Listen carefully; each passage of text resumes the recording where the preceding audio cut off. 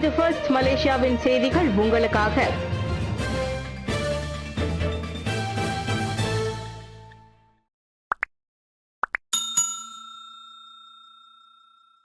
இரண்டாயிரத்தி 2027-2030 தவணைக்கான ITU மன்றத்திற்கு மீண்டும் போட்டியிடுவதை அறிவித்த மலேசியா ஃபாமி. 2027-2030 தவணைக்கான ITU எனப்படும் அனைத்துலக தொலைத்தொடர்பு மன்றத்திற்கு மீண்டும் தேர்ந்தெடுக்கப்படுவதற்கான தனது வேட்பு மனுவை மலேசியா அதிகாரப்பூர்வமாக அறிவித்துள்ளது. சுவிட்சர்லாந்து ஜெனீவாவில் நேற்று நடைபெற்ற தகவல் அறிந்த சமூகத்திற்கான WSIS+20 மாநாட்டில் தொடர்புத்துறை அமைச்சர் டாக்டர் ஃபாமி ஃபாட்சில் இந்த அறிவிப்பை வெளியிட்டார். பார்ட்னர் டு கனெக்ட் உறுதிமொழிகளில் அதன் ஈடுபாடு, ITU ஆய்வுக்குழு தலைமை தாங்குதல் மற்றும் திறன் மேம்பாட்டு திட்டங்களை நடத்துதல் உள்ளிட்ட ITUவில் தொடர்ச்சியான பங்கேற்பை முன்வைத்து மலேசியா மீண்டும் போட்டியிடுவதாக ஃபாமி கூறினார். எங்கள் குறிக்கோள் தெளிவாக உள்ளது. மிகவும் இணைக்கப்பட்ட, தகவல் அறிந்த மற்றும் உள்ளடக்கிய உலகளாவிய சமூகத்தை உருவாக்க நாங்களும் உதவ விரும்புகிறோம் என்றார் அவர். டிஜிட்டல் உள்ளடக்கத்தை அளவிடுவதற்கும் சவால்களை தாங்கும் சக்தியை வலுப்படுத்துவதற்கும் இந்த டிஜிட்டல் யுகத்தில் யாரும் பின்தங்கி இருக்காமல் இருப்பதை உறுதி செய்வதற்கும் அனைவருடனும் இணைந்து பணியாற்றுவதற்கான மலேசியாவின் முழு கடப்பாட்டையும் ஃபாமி உறுதி செய்தார். பாலியல் சேட்டை செய்த சாலாக்திங்கி கோவில் பூசாரியை விரைந்து கைது செய்வீர், சிவகுமார் கோரிக்கை.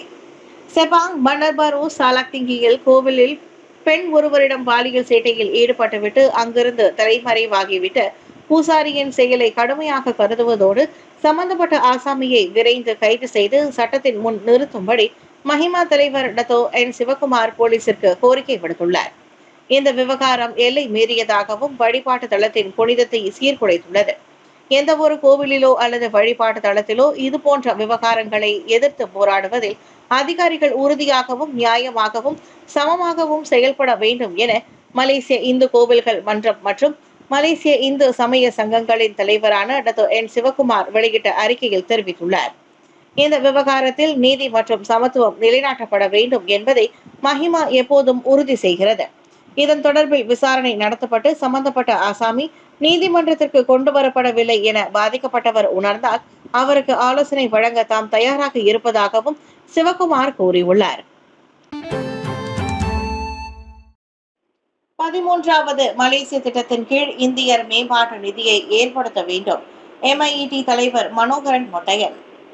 இந்திய சமூகத்தின் நீண்டகால முன்னேற்றத்திற்கு 13வது மலேசிய திட்டத்தில் மலேசிய இந்தியர் மேம்பாடு மற்றும் புத்தாக்க நிதியை உடனடியாக நிறுவ வேண்டும் என MIET எனப்படும் மலேசிய பொருளாதார உருமாற்ற சங்கம் வலியுறுத்தியுள்ளது. இந்திய சமூகத்தின் வளர்ச்சிக்கு முக்கிய கவனம் செலுத்தும் அம்சங்களுக்கு நீண்டகால ஆதரவை கட்டமைப்பதை இந்நிதி நோக்கமாக கொண்டுள்ளதாக MIET தலைவர் மனோகரன் மொட்டையன் தெரிவித்தார். இது இனத்தின் அடிப்படையில் அல்ல, மாறாக தேவையின் அடிப்படையில் சமூக பொருளாதார முன்னுரிமையின் மூலம் சமத்துவத்தை வலியுறுத்தும் மடானி கொள்கைக்கு ஏற்ப நடைமுறைப்படுத்தப்பட வேண்டும் என அவர் தெரிவித்தார். சிங்கப்பூரின் சிண்டியா மற்றும் மலேசியாவின் பூமிபுத்திர அமைப்புகள் போல ஒரு கட்டமைக்கப்பட்ட நிரந்தர ஆதரவு மாதிரியை உருவாக்கும் நோக்கத்துடன் இந்நிதி பரிந்துரைக்கப்படுகிறது. இளைஞர்களுக்கான தலைமைத்துவ மற்றும் திறன் பயிற்சி, பெண்கள் வணிகம் மற்றும் புத்தாக்க சுய வளர்ச்சி, SMEக்களுக்கு மூலதன வாய்ப்பு மற்றும் சந்தை விரிவாக்கம், புத்தாக்கத்தை ஊக்குவித்தல் மற்றும் பங்குதார உரிமை உயர்த்தல் ஆகியவை இதன் முக்கிய குறிக்கோள்களாகும். 2025 வரவு செலவு அறிக்கை ஒரு மீள்பார்வை. வாழ்க்கை செலவின சவால்களை விவேகத்துடன் எதிர்கொள்தல். 2025 வரவு செலவு அறிக்கையின் கீழ் பல்வேறு மக்கள் நல திட்டங்களுக்காக 421 பில்லியன் ரிங்கிட் ஒதுக்கீடு செய்யப்பட்டதானது மக்களுக்கான நிலையான ஆதரவையும் நிதிச்சுமை சமநிலையாக்கத்தையும் பிரதிபலிக்கிறது. மக்களின் நலனை பேணுவதில் நிதிச்சுமை ஒருங்கிணைப்பை செயல்படுத்துவதிலும் சம அளவு முக்கியத்துவம் கொடுப்பது பெரும் சவாலான விஷயமாகும். என்றாலும் கடந்த ஆண்டு ஒதுக்கப்பட்ட 393.8 பில்லியனை விட இவ்வாண்டு 27.2 பில்லியன் ரிங்கிட் அதிகமாக ஒதுக்கி அரசாங்கம் தனது வாக்குறுதிகளை நிறைவேற்றி வருகிறது. முக்கியமாக B40, M40 குடும்பங்களுக்கான SDR மற்றும் சாரா உதவி திட்டங்களுக்கு 13 பில்லியன் ரிங்கிட் ஒதுக்கப்பட்டது. சாரா உதவியும் 1200 ரிங்கிட்டிலிருந்து 2100 ரிங்கிட்டாக உயர்த்தப்பட்டது. உதவி பெறுநர்களின் எண்ணிக்கையும் 7 லட்சம் பேரிலிருந்து 5.4 மில்லியனாக விரிவாக்கம் கண்டுள்ளது. மை கார்டு அட்டை மூலம் விரிவாக இவ்வுதவிகள் கிடைப்பதால் பயனர்கள் மகிழ்ச்சி அடைந்துள்ளனர். மக்களின் நல்வாழ்க்கைக்காக பிற நேரடி நிதி உதவிகளுக்கு, குறிப்பாக சமூக நலத்துறை வாயிலான ரொக்க உதவிக்கு 2.9 பில்லியன் ரிங்கிட் ஒதுக்கப்பட்டது. அதில் மூத்த குடிமக்களுக்கான உதவி 600 ரிங்கிட்டுக்கும், குறைந்த வருமானம் பெறும் குடும்பங்களில் உள்ள 6 வயதுக்கு உட்பட்ட குழந்தைகளுக்கான உதவி 250 ரிங்கிட்டுக்கும் உயர்த்தப்பட்டது. டிஜிட்டல் மருத்துவ விடுப்பு சான்றிதழை அறிமுகப்படுத்தும் திட்டம் குறித்து விரிவான ஆய்வு தேவை. அரசாங்க ஊழியர்கள் மத்தியில் போலி மருத்துவ விடுப்பு சான்றிதழ் பயன்பாட்டை முறியடிக்கும் விதமாக டிஜிட்டல் சான்றிதழை பயன்படுத்த கோரும் பரிந்துரை விரிவாக ஆராயப்பட வேண்டும். பொது சேவை துறையின் தலைமை இயக்குநர் தான் ஸ்ரீ வான் அகமது தக்லான் அப்துல் அசீஸ் அவ்வாறு கூறியுள்ளார். அரசு ஊழியர்களின் தொழிற்சங்கமான கியூபெக்ஸ் முன்வைத்துள்ள அப்பரிந்துரை மடானி அரசாங்கத்தின் டிஜிட்டல் உருமாற்ற திட்டத்திற்கு ஏற்ப அமைந்துள்ளது. அது வரவேற்கப்பட வேண்டிய ஒன்றே. ஆனால் சுகாதார அமைச்சான KKM உள்ளிட்ட சம்பந்தப்பட்ட தரப்புகளின் தயார் நிலை உள்ளிட்ட அம்சங்களை கவனத்தில் எடுத்துக்கொள்ள வேண்டியுள்ளது. சட்ட சிக்கல், தனிநபர் தரவு பாதுகாப்பு, தொழில்நுட்ப வசதி, ஆற்றல் உள்ளிட்ட அம்சங்களும் அவற்றில் அடங்கும். ஒருவேளை அமலுக்கு வந்தால் உண்மையிலேயே அனைவருக்கும் பயனளிக்க கூடியதாகும். யாராலும் தவறாக பயன்படுத்தப்படாமல் இருப்பதும் உறுதி செய்யப்பட வேண்டும் என வான் அகமது சொன்னார். டிஜிட்டல் மருத்துவ விடுப்பு சான்றிதழை பயன்படுத்துவதன் மூலம் அதன் நம்பகத்தன்மையை உறுதி செய்து கொள்ள முதலாளிமார்கள் சுகாதார பராமரிப்பு மையங்களை தொடர்பு கொள்ள முடியும் என கூறி கியூபெக்ஸ் முன்னதாக அப்பரிந்துரையை முன்வைத்தது.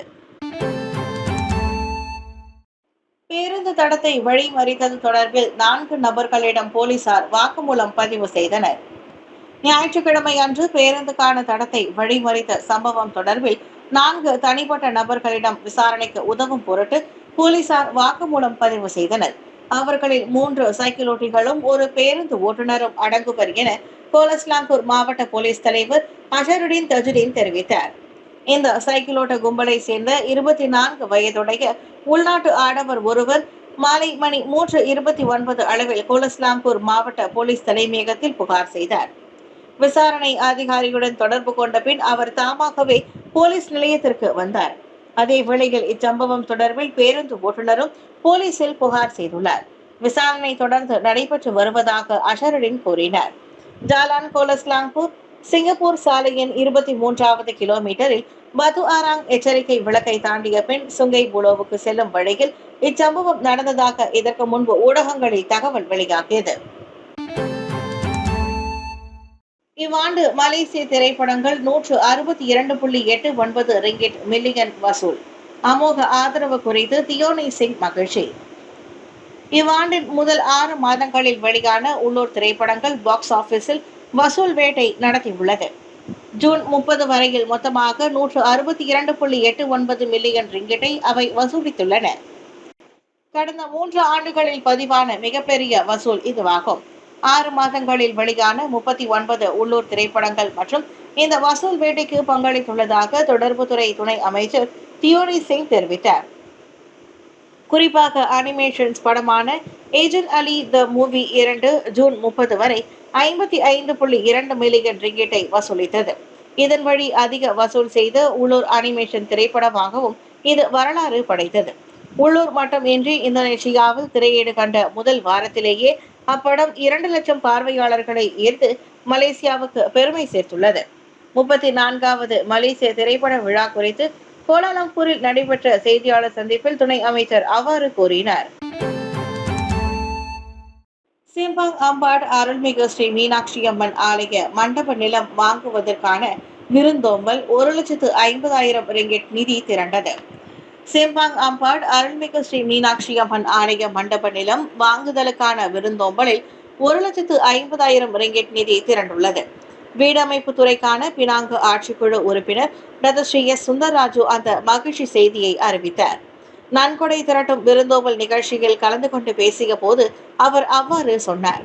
130 ஆண்டுகள் வரலாற்று சிறப்புமிக்க அக்கோயிலுக்கு அருகில் அமைந்துள்ள ஒரு நிலத்தை கையகப்படுத்துவதற்கு உதவி கோரி ஓராண்டுக்கு முன் கோவில் நிர்வாகம் டாக்டர் ஸ்ரீ சுந்தர்ராஜுவை அணுகியது. இந்த கோவிலின் கலாச்சார மற்றும் ஆன்மீக முக்கியத்துவத்தை புரிந்து கொண்டு கோவிலின் நலனுக்காக நில விலையை குறைப்பது குறித்து சொத்து மேம்பாட்டாளருடன் அவர் பேச்சுவார்த்தை நடத்தினார். ஏறக்குறைய 4,317 சதுர அடி பரப்பிலான அந்நிலத்தை கையகப்படுத்த தேவையான மொத்த செலவு 3 லட்சம் ரிங்கிட் ஆகும். இந்நிலையில் ஆண்டுதோறும் 1 லட்சம் ரிங்கிட் வரை என்ற 3 ஆண்டு தவணை திட்டத்துடன் கொள்முதல் ஒப்புக்கொள்ளப்பட்டுள்ளது. போலி துப்பாக்கி வைத்திருந்த குற்றச்சாட்டு ஆடவன் நீதிமன்றத்தில் குற்றம் சாட்டப்பட்டுள்ளார். போலி ஆயுதங்களை வைத்திருந்தல், உடல் ரீதியான தீங்கு விளைவித்தல் மற்றும் 4 ஆண்களை மிரட்டியது என 11 குற்றவியல் குற்றச்சாட்டுகளை கொண்டிருக்கும் பார்க்கிங் பகுதியில் வேலை செய்யும் 27 வயதான ஆடவன் மீது நேற்று நீதிமன்றத்தில் குற்றம் சாட்டப்பட்டது. அந்த ஆடவன் தன்னுடைய டொயோட்டா யாரிஸ் வாகன டேஷ்போர்டில் கருப்பு நிற போலி துப்பாக்கியை சட்டவிரோதமாக வைத்திருந்ததற்காக 5 குற்றச்சாட்டுகள் சுமத்தப்பட்டன. மேலும் ஜாலன் கிளாங் லாமா சாலையோரத்தில் போலி துப்பாக்கியை பயன்படுத்தி 58 வயது நபருக்கு காயம் ஏற்படுத்தியது என மேலும் பல குற்றங்கள் தொடர்பில் அவன் நீதிமன்றத்தில் நிறுத்தப்பட்டான். இதனிடையே தன் மீது சுமத்தப்பட்ட அத்தனை குற்றங்களையும் மறுத்துள்ள அவனுக்கு நிபந்தனைகளுடன் கூடிய 19,000 ரிங்கெட்டில் ஜாமீன் வழங்கப்பட்டுள்ளது. நீரிழிவு நோய்களை கண்டறியும் பார்பி பொம்மைகள் மெட்டல் நிறுவனத்தின் புதிய வெளியீடு. குழந்தைகளிடையே நீரிழிவு நோய் குறித்த விழிப்புணர்வை ஏற்படுத்தும் நோக்கில் மெட்டல் நிறுவனம் முதல் ரக நீரிழிவு நோயுடன் கூடிய பார்பி பொம்மையை வெளியிட்டுள்ளது என்று நிறுவனத்தின் துணைத் தலைவர் தெரிவித்துள்ளார். இந்த புதிய ரக பொம்மையின் உடலில் இரத்த சர்க்கரை அளவை கண்டறியும் சிஜிஎம் சாதனமும் இன்சுலின் அளவை அனுமதிக்கும் இன்சுலின் சாதனமும் பொருத்தப்பட்டுள்ளது. பல ஆண்டுகளாக மெட்டல் நிறுவனம் பார்பி பொம்மை மாடல்களை பல்வகைப்படுத்தும் நோக்கில் செயல்பட்டு வந்ததென்றும் கடந்த 2019ஆம் ஆண்டில் பாலினக்கத்தை உள்ளடக்கிய பொம்மைகள் மற்றும் உடல் குறைபாடுகள் உள்ளவர்களுக்கான பொம்மைகளை வெளியிட்டது குறிப்பிடத்தக்கது.